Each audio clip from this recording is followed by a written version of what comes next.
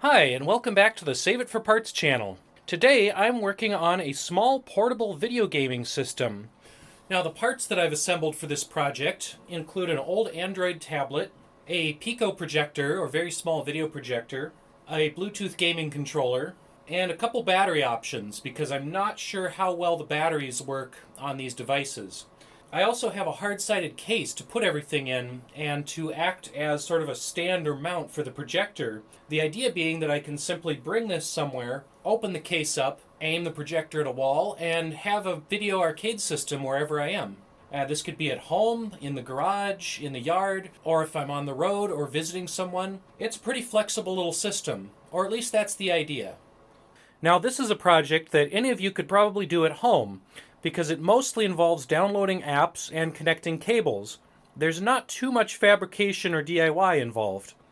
I picked up most of this stuff secondhand, but you can find a lot of these same parts online for reasonable prices, and I'll try to put in a price list for exactly what these things cost in case you're interested in doing the same project. This particular tablet that I'm using, it's pretty large, and it has some pretty cool features like an HDMI output and a built-in mini SD card.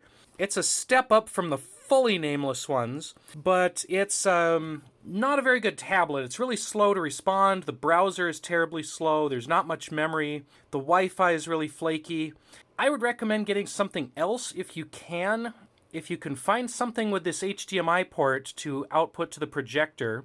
This one also has a proprietary outdated version of Android, and you can't really update the Android operating system because they just made it as a one-off for this unit and never bothered to update it.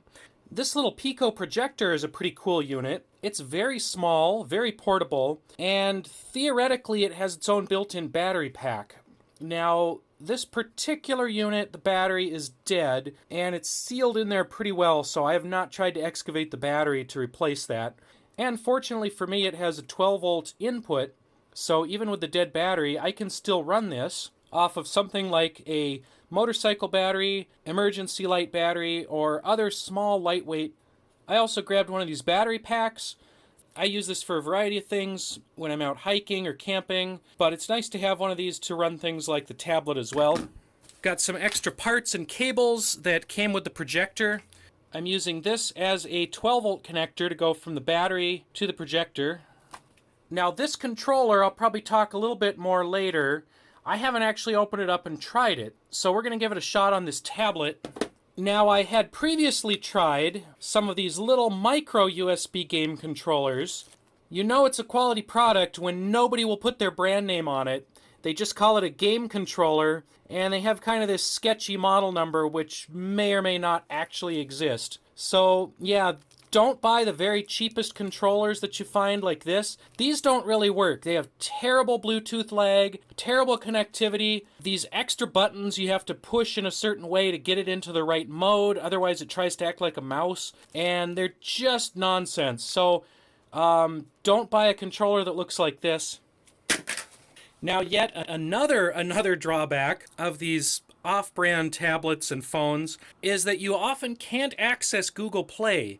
It's got a proprietary version of Android. You can't update that version of Android, so you can't actually go to the Play Store. So to get a hold of an app without having the Google Play Store, you'll have to go online and search for an APK file for the app that you want. For this project, I'm using Nostalgia NES, which is an emulator program that can play the ROM files from old Nintendo games. When you're searching for these APK files, you want to be a little careful because some of the websites that serve these aren't always legitimate.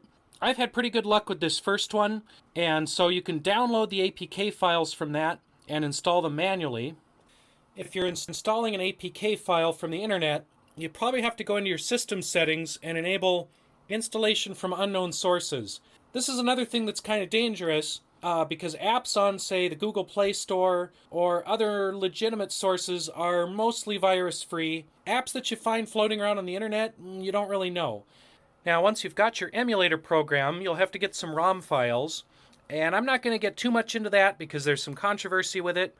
But you can look around for those, or if you happen to have them already, you can just load them into the program with a micro SD card, and you're pretty much good to go at that point, other than setting up the controller. So as I said, I had some issues with these cheap controllers on Amazon, so don't get these. I'm going to give this one a try because it had really good reviews. I don't actually know how well it's going to work, but let's find out. I don't usually do unboxing videos since I don't usually buy stuff for these projects. I just reuse stuff I have lying around. This is an exception because I want it to actually work well. Alright, we've given this a little bit of a charge, so let's see how well it works. According to the instructions for Android, we press and hold B and start to turn it on. And then we press and hold pair for 2 seconds, which is this little middle button. Then we go into our Android settings and pair it as a Bluetooth device.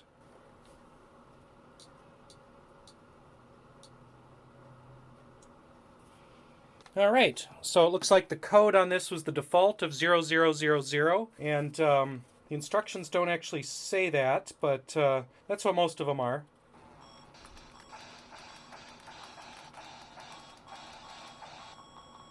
Wow, so far this thing works way better than those cheapo ones. I would recommend this controller. Alright, so far that works pretty well as just a generic gaming system, but let's hook up the projector so we can have a bigger screen and share the fun. So this particular projector is a standard HDMI cable on the projector end. Now on the tablet end, it's this little guy, and I happen to have some of these adapters.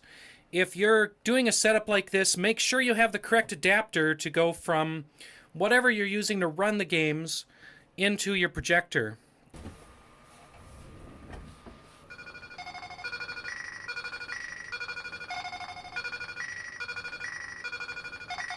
Projectors are also great fun for cats, as it's much like a laser pointer. There's still a slight amount of lag when using the Bluetooth controller, so you kind of have to think ahead a little bit with some of the reaction times. It's definitely better on this device than it was on those other ones, though.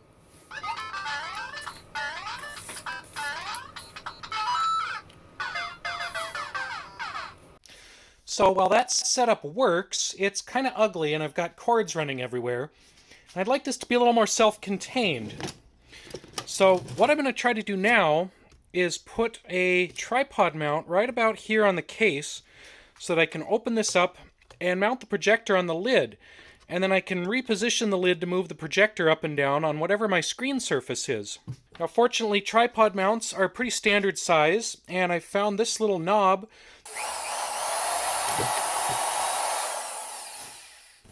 So now all I need to do for gaming is open this up, screw on the projector, hook up my charging and video cables, and hook up my 12-volt battery to the projector.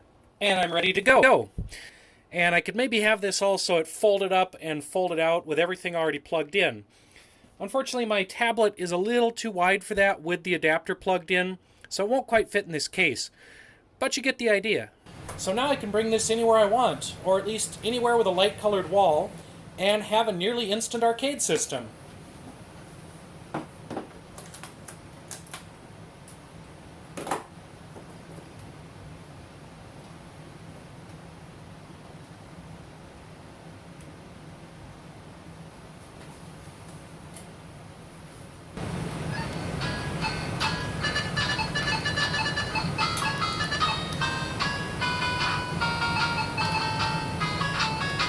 If I want a bigger screen, I just have to move this a little farther away from the wall and then refocus the projector slightly. And of course, it's endless entertainments for cats as well. So there you have it, a fully portable, cat-approved, and fairly convenient gaming system.